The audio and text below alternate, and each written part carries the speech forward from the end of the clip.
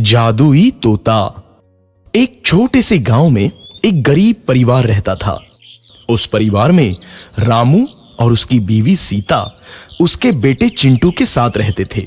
उसी गांव में एक तोता भी रहता था। उसका नाम था रघु।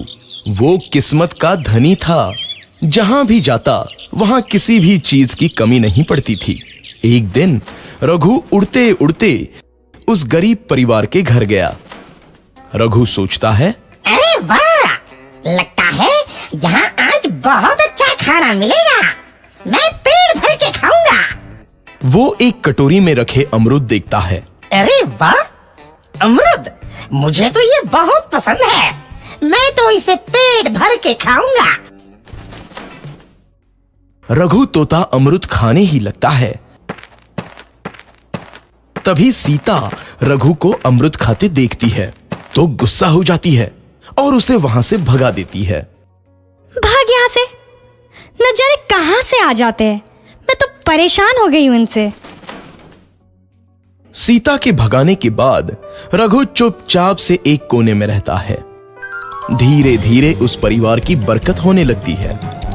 एक दिन रामू और सीता खाना खाते वक्त बातें करते हैं। आजकल हमारी बहुत तरक्की हो रही है, काम भी अच्छा चल रहा है। रामू कहता है। इस पर सीता कहती है, सच कहा, भगवान हमेशा ऐसे ही हम पर मेहरबान रहे। बेटा चिंटू भी कहता है, पिताजी, मुझे खिलौना लेके दो ना, मेरे सभी दोस्तों के पास है। रामू कहता है, ठीक है, जरूर लाऊंगा। सीता कहती है, कितने खुश है सब, मेरे परिवार को किसी की नजर ना लगे। एक तरफ ऐसी बातें होती हैं तो दूसरी तरफ रसोई में रघु तोता भी अमरूद खाते रहता है। मजा आया, अमरूद खाया, मजा आया, अमरूद खाया, मजा आया। तभी सीता रसोई में आती है और रघु तोते को अमरूद खाते देख बहुत गुस्सा होती है। सीता रघु को बाहर निकालने के लिए पिंजरे में अमरूद रखती है। रघु जब अमरूद खाने लगता है तो पिंजरे का दरवाजा बंद हो जाता है और वो उसमें फंस जाता है। मुझे बाहर निकालो, मैं यहाँ फंस गया हूँ, मुझे बचाओ। अगले दिन सीता पिंजरा उठाकर बाहर दूर उस रघु को छोड़ देती है। रघु के जाते ही उनके घर आई बरकत धीरे धीरे कम हो जाती है।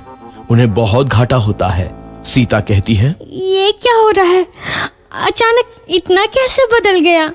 अभी तक तो सब कुछ अच्छा चल रहा था। रामू कहता है, लगता है भगवान हम पर रूठ गए हैं। चिंटू भी कहता है, लगता है अब मुझे खिलौने भी नहीं मिलेंगे। और वो रोने लगता है और बाहर चला जाता है।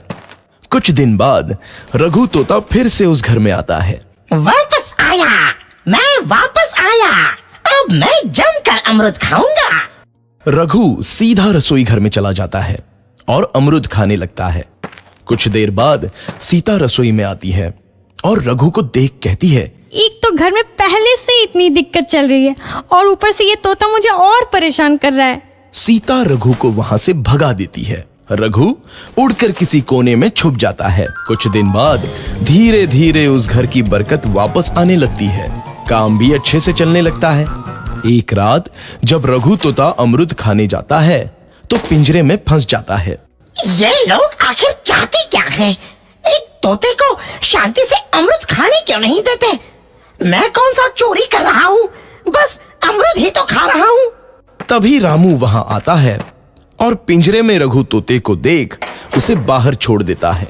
ये तोता भी कितना जिद्दी है, बार बार वापस आ जाता है। जैसे ही रामू रघु को छोड़ देता है, अगले दिन से फिर से उनके घर की बरकत जाने लगती है। काम में घाटा होता है। किसी को समझ नहीं आ रहा था कि ऐसा क्यों हो रहा है। रघु तोता घर आता है तो अचानक बरकत आती है और जब रघु तोता को बाहर निकालते हैं तो बरकत चली जाती है। एक दिन सीता रघु तोते के घर आने और बाहर जाने की स्थिति पर नजर रखती है।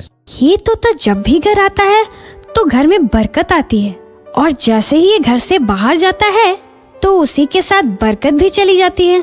कहीं ये जादुई तोता तो नहीं है?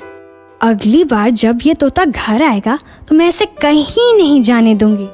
सीता रघु का बहुत इंतजार करती है लेकिन रघु तोता दोबारा उस घर में कभी नहीं आता।